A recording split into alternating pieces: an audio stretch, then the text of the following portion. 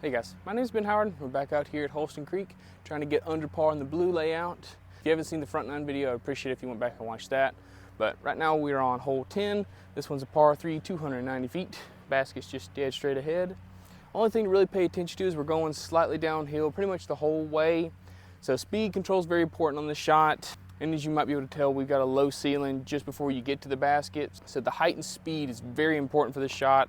I'm gonna go with the straight to slightly overstable mid-range just because we got a little bit of a headwind. And so throwing downhill and into a headwind is probably gonna make anything else I throw turn over. So hopefully I can get that kind of to either kind of hold straight or finish out into the left side of the basket. Come out, okay, now just sit. Okay, I think that's pretty much parked. It might be a little short, but I think we're gonna have a putt.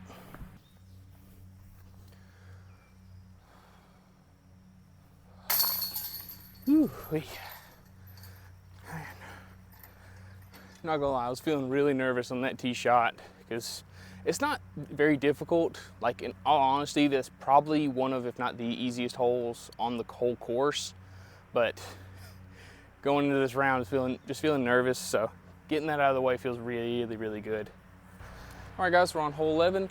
This one's a par 5, 625 feet. Fairway goes straight for about 450 feet, then slowly bends off to the right where the basket's out in the open field. This is the mailbox hole, if you've seen that.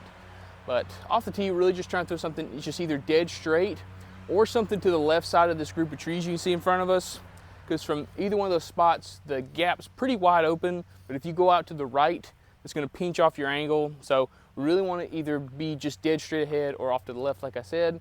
So I'm gonna go with the straight to slightly overstable distance driver, mainly because, as you can also tell, that this fairway also slopes uphill for pretty much I'd say about the first 300 to 350 feet of the hole. So I'm gonna have to throw something a little nose up. I might actually go for like a fairway driver. I'm still not really too sure what I like to throw on this drive. Okay, so I'm gonna go with the neutral fairway driver, because like I said, we're going uphill a long ways. So going with something that's a little bit slower is gonna make it to where this isn't gonna fade out near as hard. And because this thing's so neutral, it's gonna act a little bit overstable, which is something I'm gonna need for this shot. So just really gotta be careful about the height. Don't wanna throw it too nose up, too high. Ah, pulled it. Kick out. Okay, oh, that's not what I meant. Okay, I don't know what we're gonna be able to do from there, but we'll see. Okay, so we actually got really lucky. I didn't kick that far into the woods at all. So I'm gonna have just like a step out forehand. The main problem is there's these branches you can see hanging out in the middle of the fairway that pretty much block off a lot of forehand shots. So I think I'm just gonna have to go forehand roller. That looks good. Just curl and fall over. Hopefully it did. Either way, I think I'll probably have either another forehand or if I'm far enough left, I might have just a backhand to get into a position where I can get up and down for par, which would be really ideal.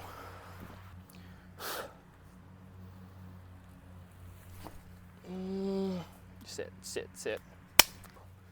Okay, so I pinched myself off on this right side, so I don't really have a forehand to get around the corner to get up and down.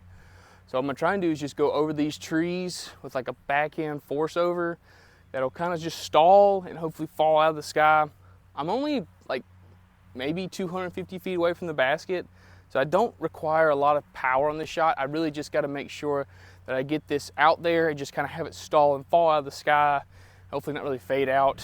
I do have some right to left wind, so it's gonna kind of help because it's gonna wanna hold the disc over, but then as soon as it starts to fade out, it's gonna wanna carry it back to the left. So I gotta make sure that I get it out far enough to the right to where I'm not really having to worry about it. My main miss is gonna definitely be long though. If I wanna be anywhere, I wanna be long of the basket.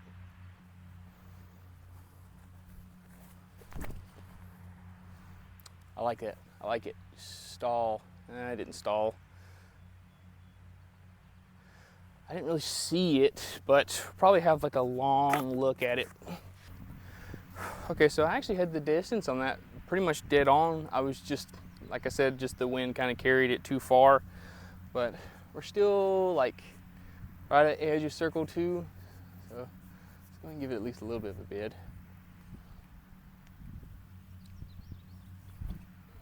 Come on. Oh, dang. There we go. Yeah, just a few, if you're missing the yellow champ or Blizzard Boss, it's out here on hole 11's basket. All right, guys, we're on hole 12. This one's a par 3, 315 feet. Fairway goes straight for about 200 feet, and then it dog legs to the right where the basket's over there. The best play is typically a forehand. There is like an over-the-top play that I'm really tempted to try because I don't want to throw the forehand because my forehand sucks. But we're gonna try the forehand anyway because I want to get some confidence with it. I've been putting in some work with it.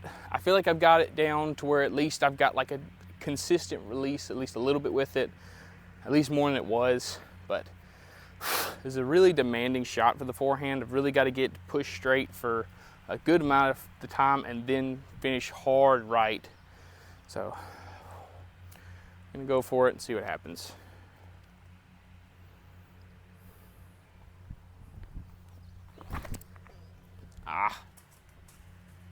That was close.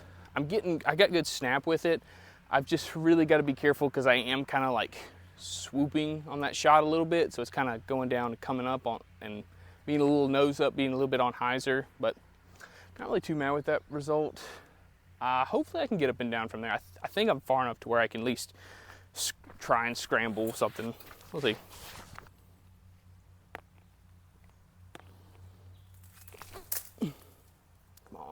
Fade. Oh yeah, that was a really good skip. I think that's at least inside the circle. There we go. Worked out pretty well. Forehand kind of screwed me over there, but it also saved me in the end. I definitely need to work on my forehand a little bit more before I start using it in competitive rounds or stuff like this. But my confidence with it is growing at least a little bit. So it's nice to have it, especially for those little scramble shots, but probably won't see me use it once we get out into the open unless I really just need it for like, just in case the wind's blowing a certain direction, something like that. But odds are I'm probably not gonna see it again for the rest of the round. All right, guys, we're on hole 13. This one's a par 3, 365 feet. Basket's down this way, tucked off to the left. There's only really two plays available on this hole. There's the shot over the top of everything, which I don't have. And then there's like the low, overstable distance driver that gets a skip near the end that gets you up there to the basket, which is really good play. I really like it a lot. I have that shot down pretty good. Only hard part is the basket's kind of up on top of a hill. So to get up there to the basket is really difficult. You have a lot of power and a lot of steam in your disc as it goes for that big skip near the end. But most of the time I can get myself into like middle of circle 2, almost to the edge of circle. It just really depends on how big of a skip I'm able to get on the shot, but main thing is just gotta hit the gap, something with a lot of steam, get a big skip. I like it. I just get a big skip. Okay, mediocre skip. Not bad, not good. Probably gonna end up in that 50 foot, 45 foot range, but we'll have a look at it at least. Okay, so we might be a little bit closer than I was thinking. Maybe close to like 40 feet, but still going uphill, so this makes this putt a lot more difficult. But as you can also kind of tell, there's a ditch right behind the basket. So I can run this without really having to worry about going too far past the basket. Let's go ahead and get it.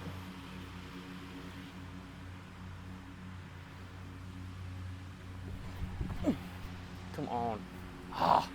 Not enough juice.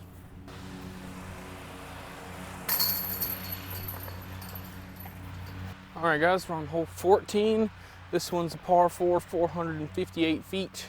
I don't know if you can see the basket or not, but it's basically just dead straight ahead up this hill. Main thing to pay attention to is all tall grass is out of bounds. So just gonna be trying to play for par on this one. Just gonna throw a chip hyzer, approach shot into the green, and then get out here with the par. Because that's the other thing I forgot to mention. The basket's also on top of a mound that's, I would say, about 4 to 5 feet tall.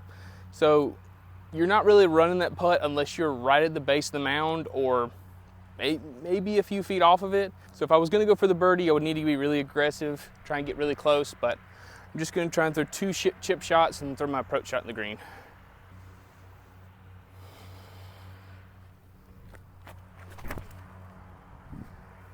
Stay there, now sit, don't skip. Ooh, that's gonna be really close. Whew. Okay, so we were like half a disc out of bounds, but luckily we're still touching in bounds, so I've only got probably right at about 200 feet into the green, but we've got a pretty stiff right to left wind. So I gotta hang this out, let it get up there. I'm actually close enough to where I can get up and down for a birdie pretty easily, but with this wind, the only way I'm really gonna be running that putt is if I'm on the right side of the mound. Otherwise, that wind's not gonna help at all, and especially if I'm on the left side, that headwind going to an uphill green's not a good idea. So I'm gonna try and throw the shot a little bit farther out to the right than I normally would, and just see if we're up there on the hill. I might give it a run, but odds are we're gonna be laying up for par.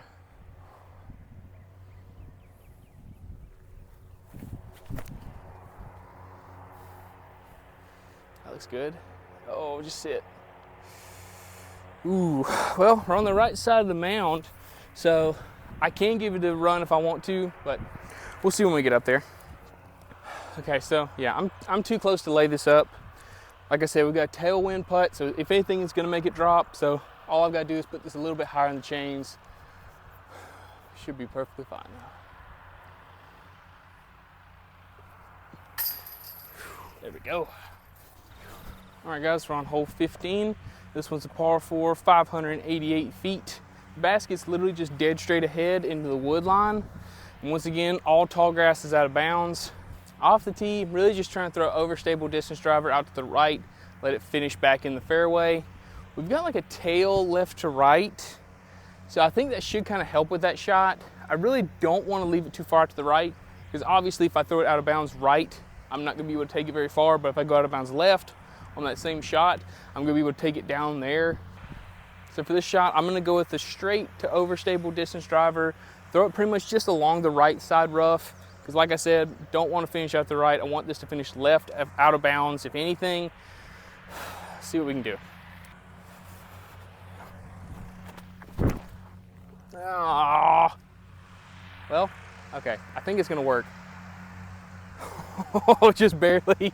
Oh, woo! That was like 2 feet. If that was any lower, it probably would have got caught up in that tall grass.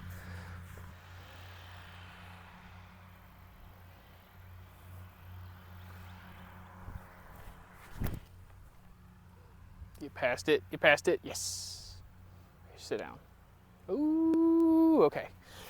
I did forget to mention there is OB past the basket, which I almost just got to, but I think we checked up right before it, so should have like a 20-foot birdie putt.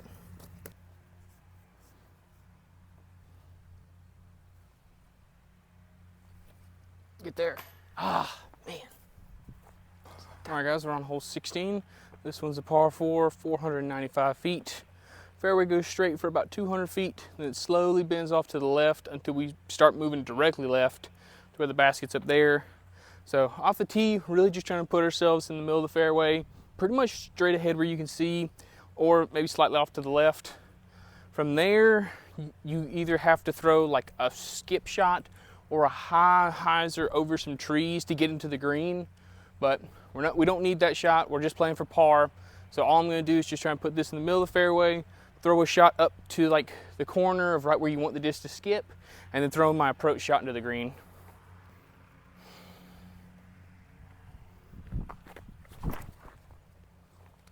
Come on, be beefy. Kick out, kick out. Okay, that's perfectly fine. We're gonna be pinched up a little bit to the right side, but I don't think that should really affect us too much. Okay, so this is actually a really good spot. Like, this is almost far enough to where I can be tempted at least to go for the green, but this tree right here is probably about 80 feet to the right of the basket.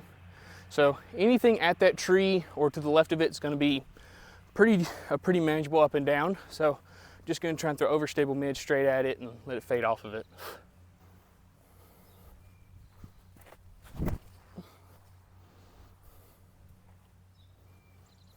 Okay, that's perfectly fine. Okay, so God, it is tempting to run this putt, but we don't need it. I'm just gonna try and give it, if anything, I'm just gonna give it like a slight bid by going Anheuser just straight at it. But if this goes in, it's a complete accident. There we go.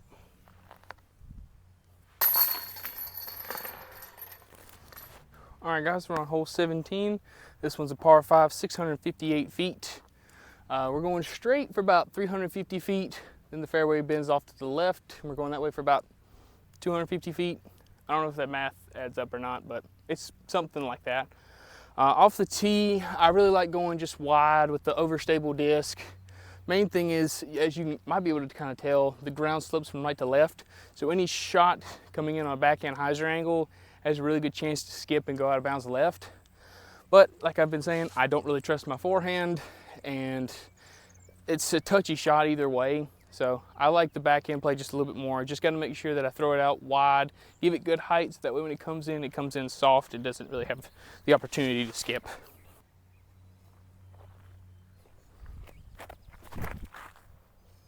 It's too high. I like the angle it came down on, so it might have stuck, but either way, it's really not a bad place to be, because if I really needed to, I could go over the top and try and get up and down from that spot, but I don't think we'll need to do that today. Okay, so I actually got a lot more distance off the tee than I was thinking, but from here, I can get up and down, but it's going to require a really touchy shot, because I'd either have to go over these trees like I was talking about off the tee, or I'm going to have to do some like kind of hyzer flip shot that doesn't ever get to flat and will just like get past this tree and kind of start bending left, which is probably what I'm going to do, because the really easy mistake to make on this hole is going out of bounds right by throwing a disc you think is overstable enough to where it's not going to get to that OB line, and then it does and never comes back. So I'm going to go with the, like, not really just a neutral distance driver on some hyzer, get it to kind of pop up a little bit and just drift left. Just got to make sure I get it past this tree, if anything else.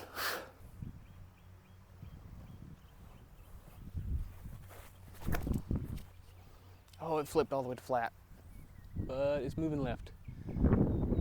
Ooh, okay, we're good. I flipped a little bit more than I thought it would. All right, so I actually got up here for an eagle putt. It's not what I was expecting for today, but I'm gonna try and do the same thing I did in the last hole. Give it a little bit of Anheuser, nice floaty bid. Not really trying to run this, but we'll give it a half bid. Nope. Sit. Okay. Still a birdie.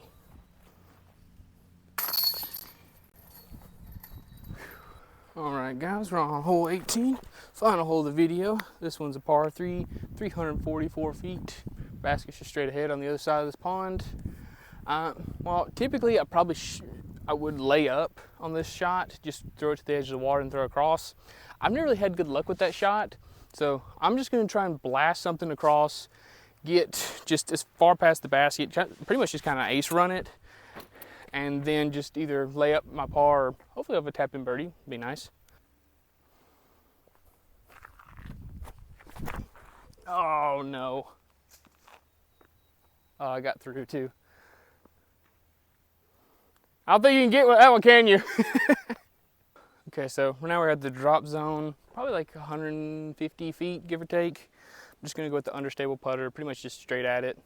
Luckily, I gave myself enough cushion to where I don't even really need to get up and down from here. I can just kind of lay up and then lay up again, but I'm just gonna try and put it close.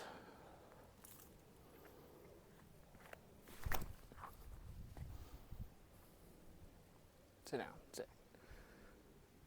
Ooh, okay, we're good. Thank you. Hey, fair enough, I guess. That. Oh yeah. All right, guys, that finished up around out here. I went back through just to double check the scorecard and make sure I didn't accidentally lay up for even par, but nope. We were one under par, so we did it on the first attempt, which is not at all what I was expecting. If you went back and looked at the first video, like I said, I was expecting this to take more attempts than the gold layout videos did. So to see that I was able to do it in the first try is really encouraging. But going back through and looking at the round, I really just kind of focused on the shots I knew that I wanted to throw. And the only holes that I really messed up on were the holes that I didn't really have a solid game plan on, like 11 and 18. Hopefully if you take anything from this video, it's the fact that if you want to shoot well, no matter what course you're playing on, you need to go through hole by hole, pick out the disc you want to throw, the line you want to throw it on, and figure out what the danger is on each hole, so that way you know, okay, if I throw a forehand on this hole, it's going to bring in the right side rough into play. Stuff like that. And I also just noticed they're actually having a tournament out here, or a flex start, something like that. So hopefully if y'all are watching this, this helped you out for some shot ideas for this course and stuff like that. Sadly, I won't be able to come out there because, of course, it would be on the one weekend I'm going to be out of town. But I'll get on the next one, hopefully. But yeah, so since I was able to get under par my first attempt, I'm going to be giving away all 4 of the discs to one of y'all in the comments in this video. To get into the giveaway, I need you to like and subscribe, and then go down and tell me which one of these 2 ideas you like for my next, like, break series, whatever you want to call it. Because the 2 that I'm thinking of is either going to like a really tough wooded course like Pipeline, or I don't know, something probably Pipeline, if any of them. I like playing like the Blues out there or something and trying to see what I can do. Or the other thing I had was like, I could go to like Century or a really scoreable course and just see how far under par I can get. Like if I'm going to do Century, I'm probably trying to do like, can I get 9 under par or something like that. So if you want to get in the giveaway and get those 4 discs, I need you to go tell me which one you think's better. Or if you have your own ideas, I'm open to hear any ideas you might have. I'll pick somebody out in a week. But thank y'all so much for watching. Thank you so much for all the encouragement you gave me in this video. Really helped when I'm trying to make these and trying to get over the nerves for these videos. But thank you so much. Y'all have a good one.